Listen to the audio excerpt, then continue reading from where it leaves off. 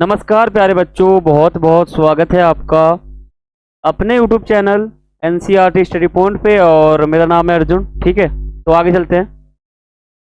तो आपको पता होगा, इससे पहले हमने जो हमारा इससे पहले का वीडियो था उसमें मैंने आपको तीसरा चैप्टर आपको स्टार्ट करा दिया था, क्लास 12th हिस्ट्री का। ठीक है, तीसरा चैप्टर का नाम था हमारा बंधुत्व, जाति तथा वर्ग। ठीक है, इसमें आप आरंभिक समाज के बारे में पढ़ोगे, लगभग 600 ईसा पूर्व से 600 ईस्वी तक। ठीक है, तो इससे पहले वाले वीडियो में मैंने आपको पार्ट 1 कराया था इस वीडियो का, लेकिन इस वीडियो में मैं आपको पार्ट 2 कराऊंगा। ठीक है, तो शुरू करते हैं अपना ये वीडियो।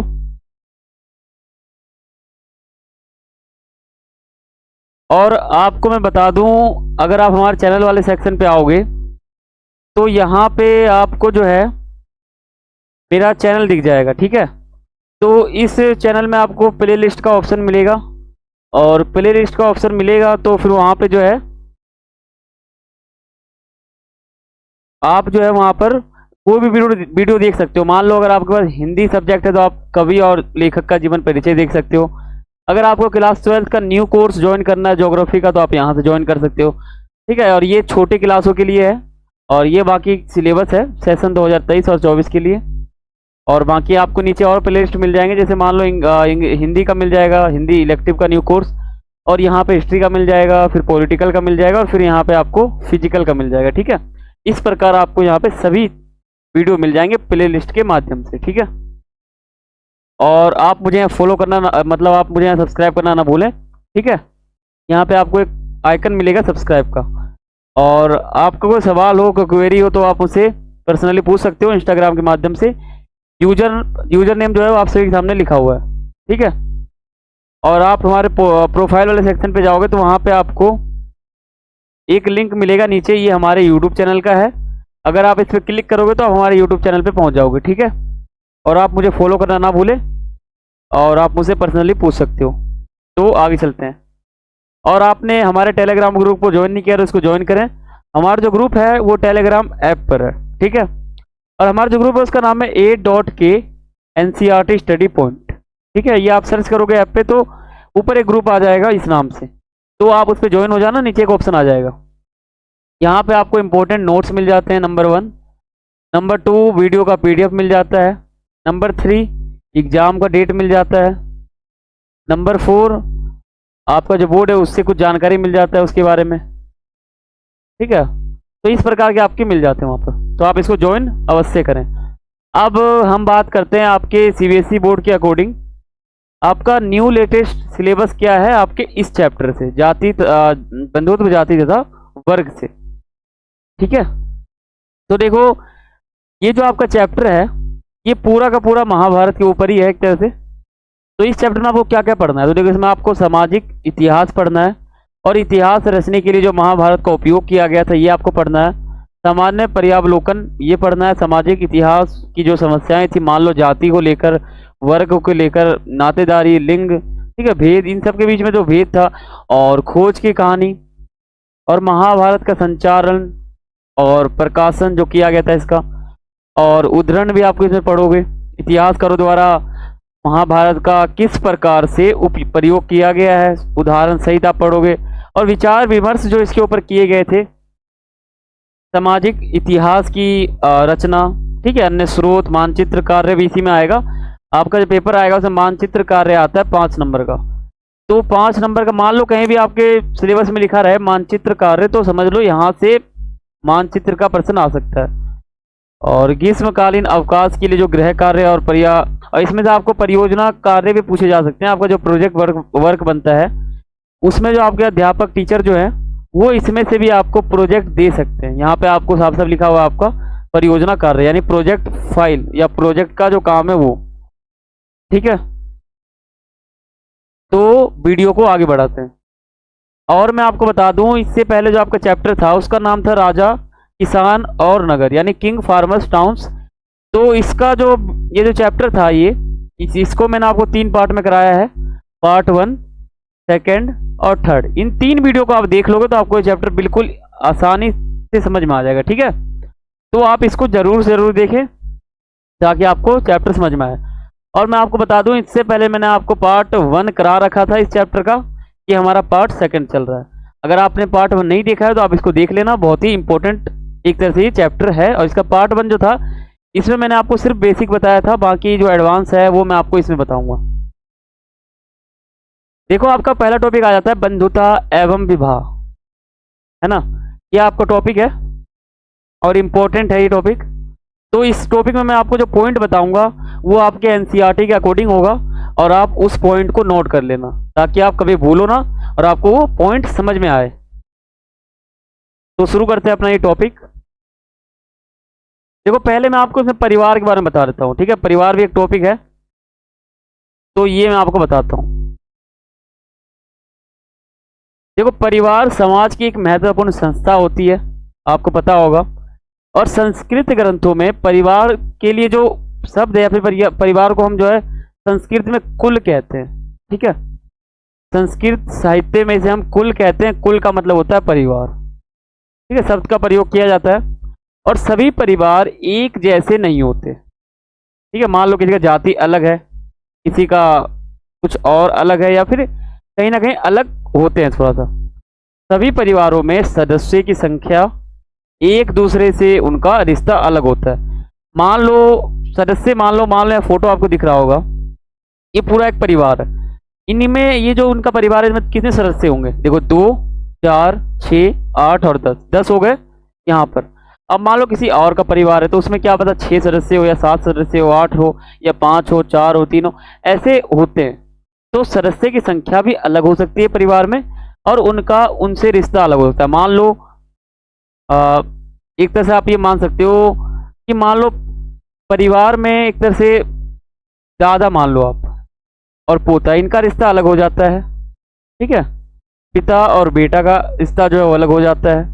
तो ऐसे जो रिश्ता है उसका तो अलग हो सकता है, यहाँ पे बताया जा रहा है आपके एनसीईआरटी के अकॉर्डिंग, ठीक है। तो अब ये पॉइंट ध्यान रखना, ये इंपॉर्टेंट है। देखो आपका अगला जो ये है महाभारत में जो युद्ध हुआ था वो किन 2 परिवारों के बीच में हुआ था, ठीक है। ये इंपॉर्टेंट है, किन 2 परिवारों के बीच में युद्ध हुआ था और किस कारण के लिए हुआ था या किस लिए हुआ था। और आपको मैं बता दूं, इससे पहले वाले पार्ट में मैंने आपको बताया था कि जो महाभारत है उसको लिखने में लगभग 1000 साल लग गए थे, ठीक है। 500 बीसी से 500 एडी तक लिखा गया था इसे, ठीक है। ईसा पूर्व से ईस्वी तक ये 1000 साल का समय हो जाता है। तो 1000 वर्षों में महाभारत को लिखा गया था। और मैंने वहां पे आपको बताया था महाभारत का समालोचनात्मक संस्करण। तो जो मैं आपको वो बताया था वो असली महाभारत नहीं था, वो जो है एक तरह से उसका समालोचनात्मक संस्करण तैयार किया गया था। वो एक तरह से वो दूसरा महाभारत था, ठीक है। वो असली महाभारत नहीं था। मूल महाभारत जो है वो ये वाला है जो मैं आपको बता रहा हूँ। इसको लिखने में 1000 वर्ष लग गए थे, लेकिन जो समालोचनात्मक संस्करण था वो तैयार करने में लग गए 47 वर्ष, ठीक है। V.S.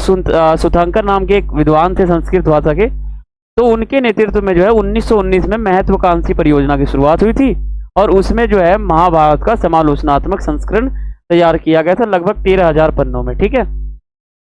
और उसमें से कुछ टिप्पणियां भी थी उस पूरे पन्ने में और कुछ एक तरह से उसमें कुछ क्वेश्चन थे या फिर पन्ने कुछ खाली थे वहां पर, ठीक है। कुछ अपनी बात लिखने के लिए, कहने के लिए, ठीक है। परिक्षिप्त भी कह रहे थे उसको और टिप्पणी भी कह रहे थे। तो ऐसे इस प्रकार से जो है समालोचनात्मक संस्करण तैयार हुआ था। और आपसे कोई पूछे अगर आपके एग्जाम में क्वेश्चन आ जाए कि महाभारत का जो है महाभारत को लिखने में कितना समय लगा था, तो आप कहोगे 1000 वर्ष लगभग। अब कुछ ऐसा होता है कि मान लो कोई इतिहासकार है तो उनके आपस में उनका एक तरह से बहस रहता है, ठीक है। थोड़ा सा विवाद रहता है उनके बीच में। कुछ इतिहासकार कहते हैं कि 1200 साल लग गया, कुछ कहते हैं 1100 साल लग गया, कुछ कहते हैं 900 साल में हो गया, ठीक है। और कुछ कहते हैं 1000 साल लग गए, कुछ इस प्रकार से कहते हैं, ठीक है। इनके बीच में विवाद रहता है। तो आपके एनसीईआरटी में दे रखा है 1000 वर्ष, तो एनसीईआरटी को आपको सच मानना है, उसमें भले गलत भी लिखा हो, ठीक है। तो देखो आपका अगला प्रश्न आ जाता है कि महाभारत का जो युद्ध हुआ था वो किन 2 परिवारों के बीच हुआ था। तो आप कहोगे एक तरफ कौरव थे और ये जो था कौरव ये था कुरु वंश से, ठीक है। और एक तरफ पांडव थे, तो ये भी जो है कुरु वंश से थे। अब युद्ध किस लिए हुआ था ये आप समझ लो। देखो इनका एक जनपद पर शासन था। अब जनपद का मतलब क्या होता है, देखो जन मतलब होता है जनता और पद मतलब होता है पैर, यानी जनता ने जहां अपने पैर रख दिए उसी को हम कहते हैं जनपद।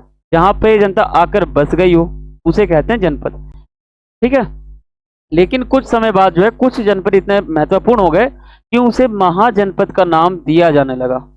तो अगर आप बौद्ध ग्रंथ को पढ़ोगे और जैन ग्रंथ को पढ़ोगे, धार्मिक ग्रंथ को, तो उसमें 16 महाजनपद का जिक्र आएगा। उसमें से सबसे प्रभावशाली जो महाजनपद का था उसका नाम था मगध। ठीक है, वर्तमान समय में जो है ये बिहार में स्थित है।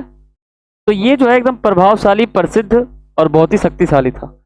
तो इनका जो है कौरव और पांडव, इनका जो है एक जनपद पर शासन था।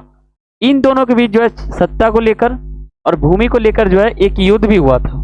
ठीक है, इनका युद्ध किस लिए हुआ था, तो सत्ता को लेकर हुआ था और भूमि को लेकर हुआ था। जमीन था उसको लेकर और सरकार का जो एक राजनीतिक था, पॉलिटिक्स, उसको लेकर कुछ इनका मतभेद था, जिसके कारण ये युद्ध हुआ था। इसमें जो है पांडव जो थे ये जीत गए थे। ठीक है, ये जीत गए थे। इनके उपरांत पितृवांशिक उत्तराधिकारी को घोषित किया गया। अब इसका मतलब क्या है, पितृवांशिकता जो है एक टॉपिक है और इम्पोर्टेंट टॉपिक है और बहुत ही अच्छा टॉपिक है और बहुत ही आसान टॉपिक है। ठीक है, पितृवांशिकता क्या होता है मैं आपको आगे बताता हूं। देखो अब हमारा टॉपिक आ जाता है पितृवांशिकता। इसका मतलब क्या होता है, देखो यहीं पे आप मतलब समझ लो इसका क्या होता है। मान लो एक पिता है, वो सातवान वंश से मान लो शासक है, एक राजा है। ठीक है, या मौर्य वंश से मान सकते हो, लेकिन सातवान मान लो आप। इसमें एक राजा है जिसका नाम कुछ भी मान लो, वाई मान लो आप नाम है। तो ये जो पिता है इसका एक बेटा है, इसको एस मान लो। ठीक है, अब ये जो है जब ये बड़ा होता है तो ये जो वाई नाम का पिता है ये अपना पूरा संपत्ति, जायदाद, ठीक है, सिंहासन, सभी इस एस नाम के बेटे को दे देता है। ठीक है, अब जब ये बेटा, जब इसका एक बेटा होता है, ठीक है, उसका नाम मान लो आप उसका नाम कुछ और मान लो, एस मान लो, ऐसी मान लो, या फिर कुछ और भी मान सकते हो आप, जेड मान लो। ठीक है, तो जब ये जो बेटा है इसका, ये जब बड़ा होगा तो ऐसे ही चलता रहेगा। ये अपनी सारी संपत्ति, जायदाद, जमीन, सिंहासन सब इसको दे देगा। फिर ये जब बड़ा होगा, इसका एक बेटा होगा, तो इसी प्रकार सिलसिला चलता रहेगा। इसी व्यवस्था को हम कहते हैं पितृवांशिकता व्यवस्था या पितृवांशिक व्यवस्था।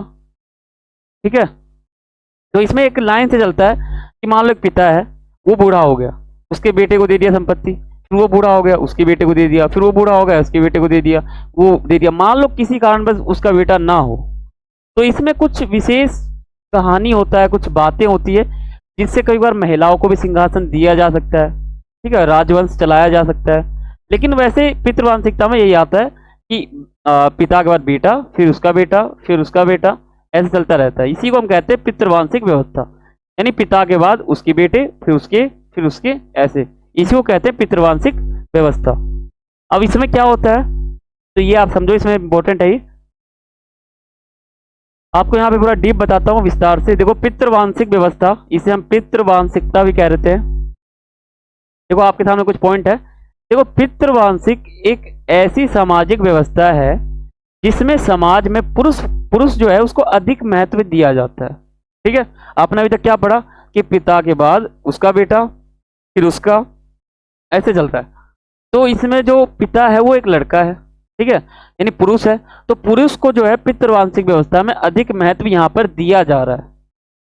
इस परंपरा में घर का जो मुखिया होता है वो पुरुष होता है, उसके पास अधिक शक्ति होती है। इस व्यवस्था में पिता के बाद पुत्र को संपत्ति, शक्ति प्राप्त हो जाता है। ठीक है, पितृवांशिकता में पुत्र अपने पिता की मृत्यु के बाद पिता की जो संपत्ति है, संसाधन है और सिंहासन है, इन पर अधिकार जमा लेता है या फिर प्राप्त कर लेता है। ठीक है, अधिकांश राजवंश जो है वो पितृवांशिकता प्रणाली को अपनाते हैं। ठीक है, ये वैसे सही तरीका है। ठीक है, बिल्कुल सही चल रहा है। इसी को ज्यादातर राजा जो है वो अपनाते हैं अपने राजवंश में। और देखो यदि पुत्र ना हो तो भाई को, बहन को, या फिर अन्य कोई भी बंधु हो, दोस्त हो, या कुछ भी ऐसा रिश्तेदार हो, उनको भी जो है उत्तराधिकारी बनाया जा सकता है, सिंहासन दिया जा सकता है किसी कारणवश अगर ना हो तो। ठीक है, तो इसे हम कहते हैं पितृवांशिक व्यवस्था। अब आप जान लो कि बंधुता के जो नियम थे वो क्या है। ठीक है,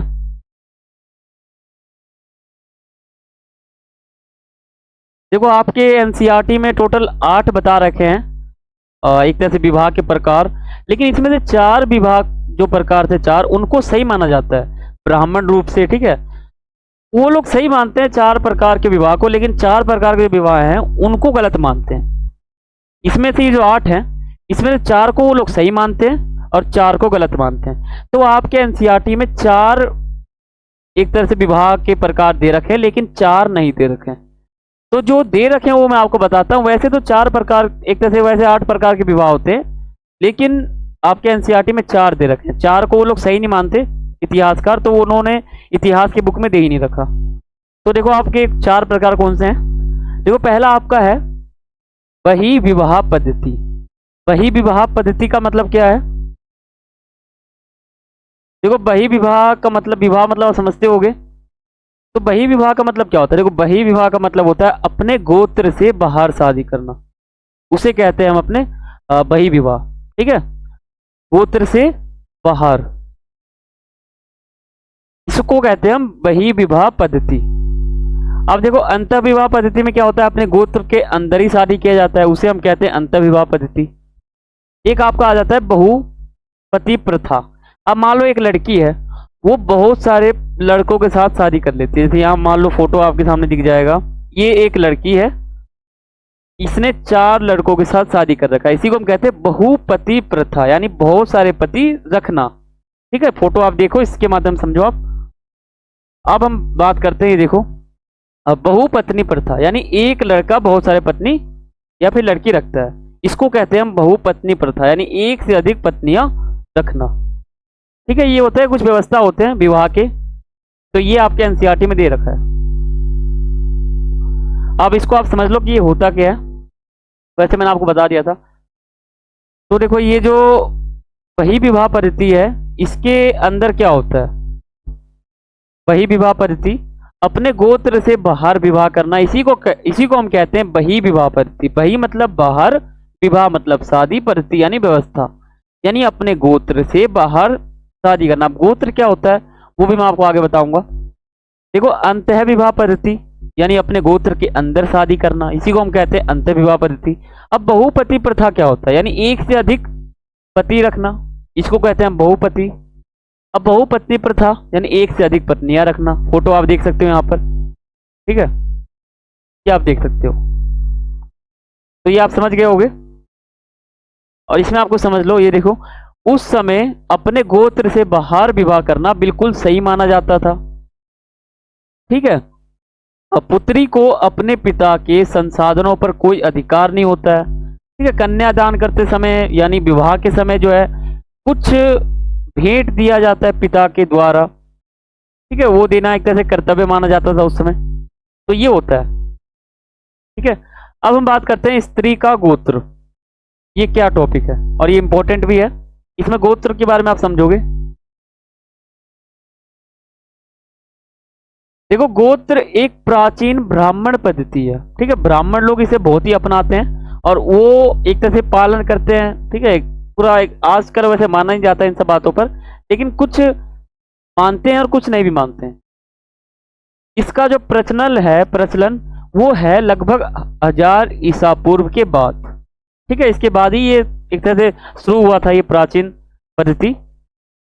देखो इसके तहत लोगों को जो है गोत्र में वर्गीकृत किया गया था। ठीक है, गोत्र मतलब आप धर्म समझ सकते हो अपना। ठीक है, ऐसा समझ सकते हो आप। प्रत्येक गोत्र जो है एक वैदिक ऋषि के नाम पर होता था। कोई भी गोत्र आप देखोगे तो एक तरह से जो है वैदिक ऋषि के नाम पर ही होता था। वो उस गोत्र के जो सदस्य थे उनको ऋषि का वंशज माना जाता था। ठीक है, अब यहां आप समझो, देखो गोत्र के 2 नियम थे। 2 नियम थे गोत्र के। पहला नियम क्या था गोत्र का। देखो विवाह के बाद स्त्री को अपने पिता का गोत्र बदलकर पति का गोत्र अपनाना पड़ता था। ये तो हमारा गोत्र का पहला नियम है।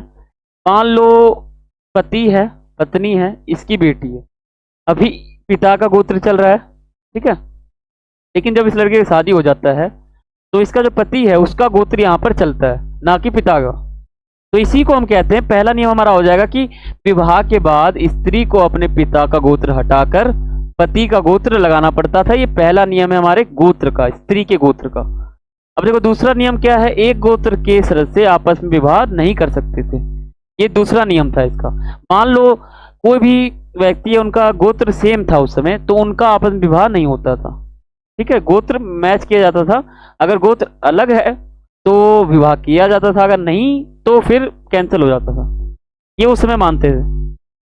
अब आपके दिमाग में एक प्रश्न होगा कि क्या इन नियमों का पालन सभी लोग करते थे?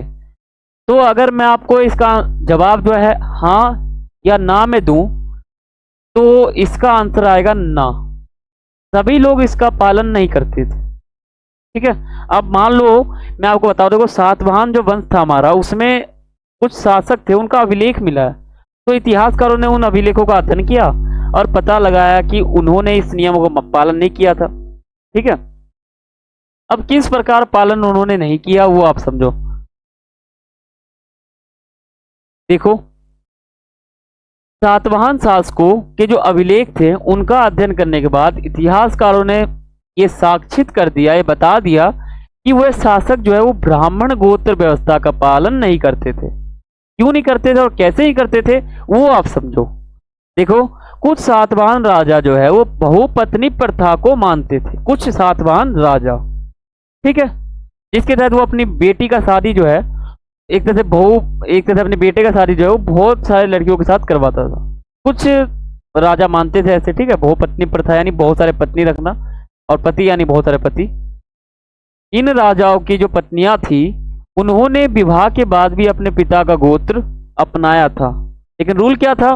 गोत्र व्यवस्था में रूल ये था, दूसरा रूल, पहला रूल आपने ये पढ़ा था, दूसरा पढ़ा था आपने, उसमें आपने ये पढ़ा था कि पत्नी, एक तरह से लड़की जो है उसकी जब शादी हो जाती है तो वो अपने पिता का गोत्र हटाकर पति का गोत्र लगाती है। लेकिन कुछ राजाओं की जो पत्नियां थी सातवाहन वंश में, कुछ राजा थे, उनकी जो पत्नियां थी उन्होंने अपने पिता का गोत्र अपना रखा था, अपने पति का नहीं अपनाया। इससे ये सिद्ध हो जाता है कि जो हमारे सातवाहन वंश के राजा थे उन्होंने इस व्यवस्था का पालन पूरी तरह से नहीं किया।